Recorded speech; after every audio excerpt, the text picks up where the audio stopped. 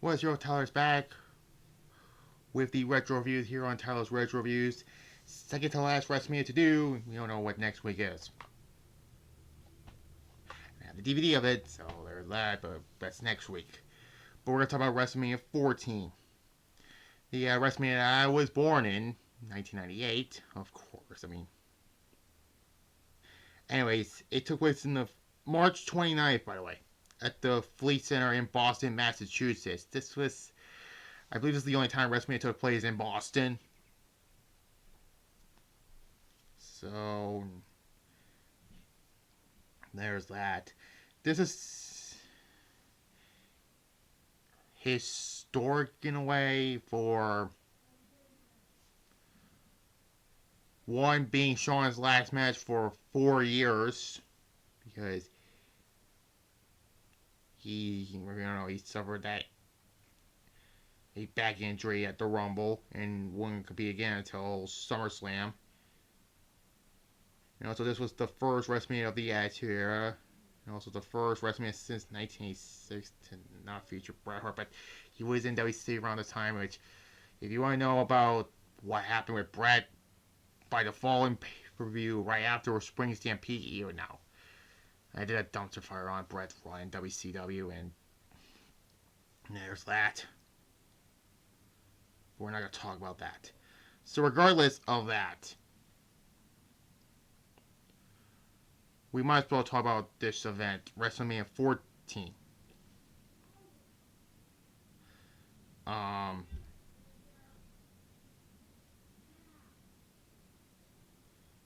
This had 1, 2, 3, 4, 5, 6, 7, 8 matches on the card. And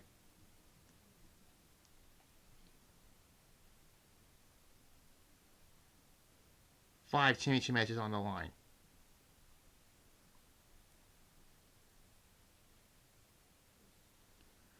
So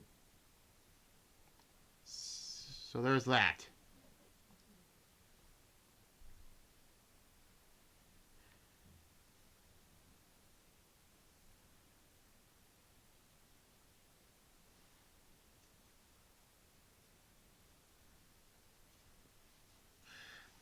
Anyways, we start out with a tag team battle royal to determine the number one contenders for the WWF Tag Team Championships. Which, they always showed this spot for Royal Rumble packages until, 2012 or something like that? And they stopped showing it. I was like, oh, this is not a Royal Rumble. Because they...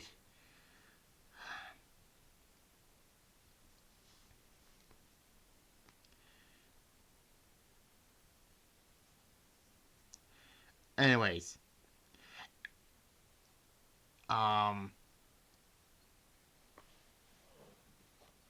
Not going through every elimination in this match. LOD 2000 won this. Hawk and Emma won this. They get the title shot the next month, Unforgiven, and didn't win the titles, unfortunately. And God, that's another one of those dumpster fires I gotta talk about on my main channel also. But anyways, this was your standard battle royal at the time. 5, I'll give it.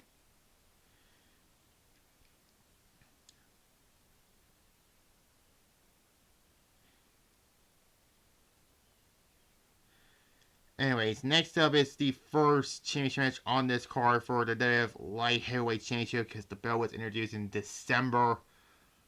And this was the only WrestleMania that the belt was defended on. Because it wasn't defended at the following year's WrestleMania 15. I don't think it was defended at 6.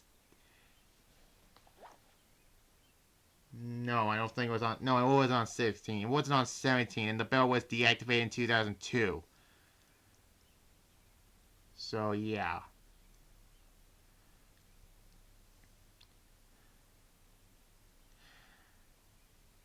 mostly the belt was they try to compete with WWE's Cruiserweight division, and yeah. Taka Michinoku defeat Akira to retain the light heavyweight championship. It was what it was, you know.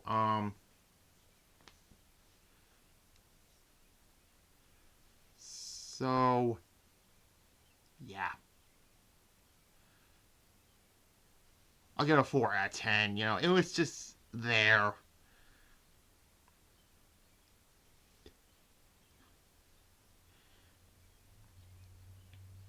Anyways, next up is for the WWF European Championship. And yeah, Triple H defeats Owen Hart to retain the European Championship. China was handcuffed to Sergeant Slaughter. Gee, what have I seen this before? Spring Stampede, the following pay-per-view? Yeah.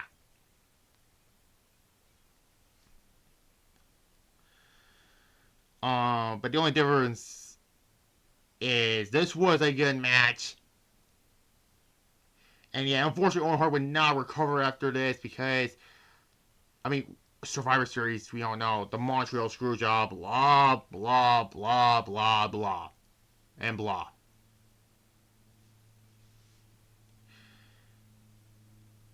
So, yeah, blah. Who fucking cares about it?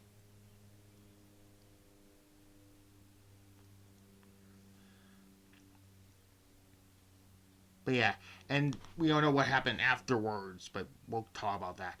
Triple H won the title like 2 weeks before WrestleMania, and there's that. China threw powder into Sergeant Slaughter's face and hits Owen Hart in the Family Jewels when the ref wasn't looking, and there's that. Yeah, 7 out of 10, good match.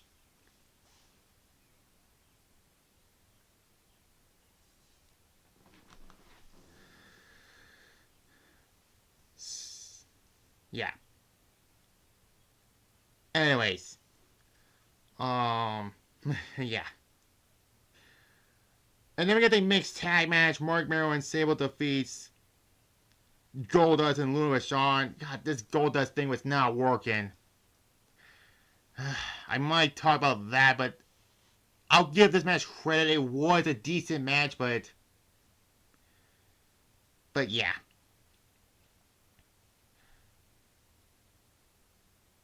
Yeah, I give it a 6.5 for it. You know, Sable was like the only babyface on this in this entire match, and there's that. But yeah.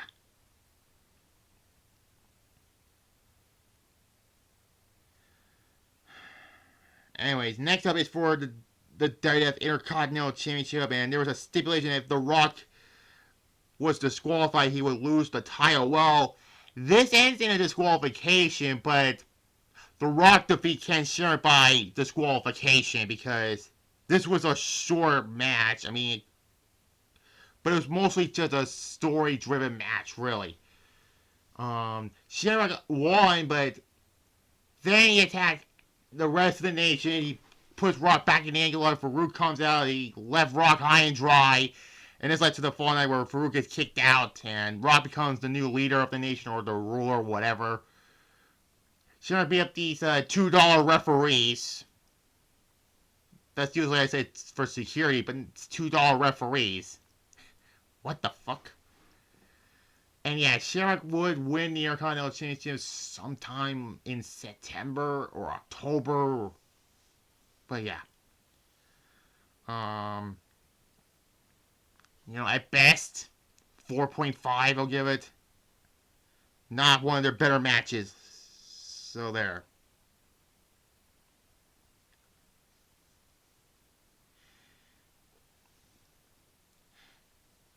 But yeah. Then we get a dumpster match for the day of Tag Team Championships. When I think of dumpster match, I think of ECW Anarchy Rules, the game that is. But regardless.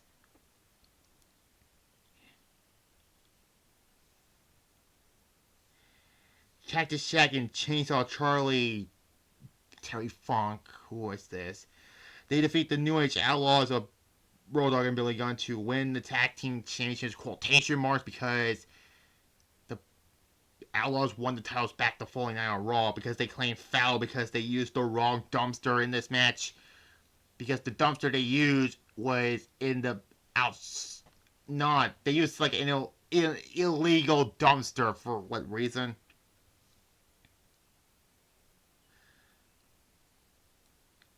But still, that led to the whole army of DX afterwards. It was a fun match. So, yeah, it was a fun match. I give it 7.5 again. I'll give it.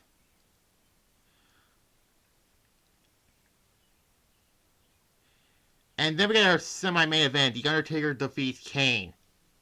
It started back when Taker was the champion. They did the whole blackmail storyline where Paul Bearer blackmailed the Undertaker about this secret.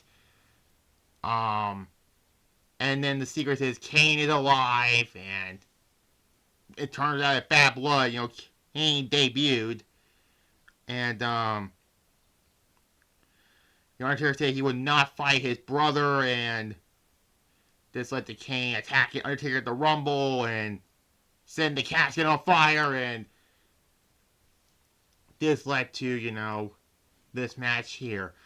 And before the match, P. Rose was trashing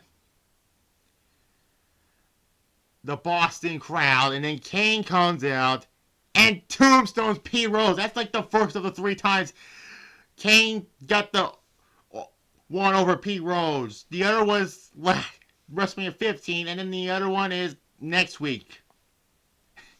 And Jim Ross says, "That's P. Rose, that's P. Rose," and this crowd here in Boston loves it.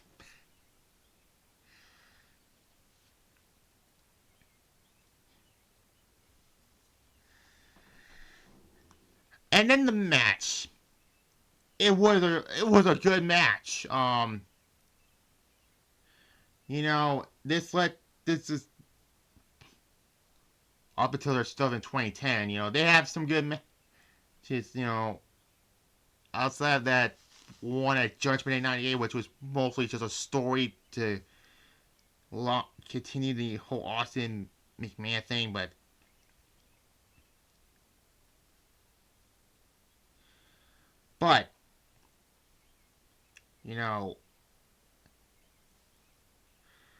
Kane was so dominant against Undertaker. He put him through the Spanish announce table. What else is new about that? Kane kicked out not 1 but 2 tombstone pile drivers, which that right there was to make Kane look good. And then it took a 3rd tombstone to beat Kane. And this feud continued afterwards with the Inferno match at Unforgiven. 8.5 I'll give this match. My pick for best match on this show, but hold on that. And finally, 7 matches down, 1 more match to go. Main event time for the WWF Championship with Mike Tyson as the special ring enforcer.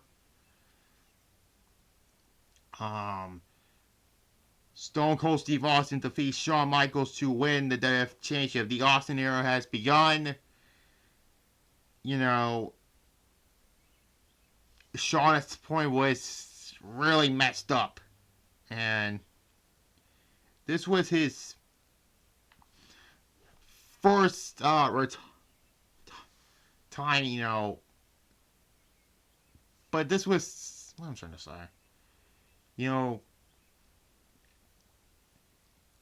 Steve Austin did, finally won the WWF Championship. The Austin era has begun. Good match, but it could have been, what am I trying to say? It would have been better if Shawn was healthy for this, but then again, he has a really fucked up back, but give Shawn credit for that. So yeah, and Jim Ross says the Austin era has begun, which true. You know, it was a led to, you know, Austin versus McMahon afterwards, and yeah, the rest is history. You know, Shawn again won't come back to the ring until SummerSlam in 2002, and let's let you know the Triple H taking over DX, and there's that. 8 out of 10, mostly for that, but it's still a great main event. So this WrestleMania overall was a good WrestleMania. I give it a 7 out of 10. And now for my best and worst match of WrestleMania 14. Best match of the show goes to Undertaker versus Kane. I give the worst match to the Light Heavyweight Championship match by default because it wasn't a bad match, but it was just there. So yeah, next week is a McMahon in every fucking corner. WrestleMania 16. Yeah, I know it's called WrestleMania 2000, but it's WrestleMania 16, so there's that. And yeah. Stay tuned next week. Tomorrow will be my live review of SmackDown, and then the next 2 days will be Night of Glory's Night 1, Night 2, so there's that. Bye-bye. Also, like this video, comment below, subscribe to this channel here also, as well as my main channel also, so there's that. Now, we're done. Bye-bye.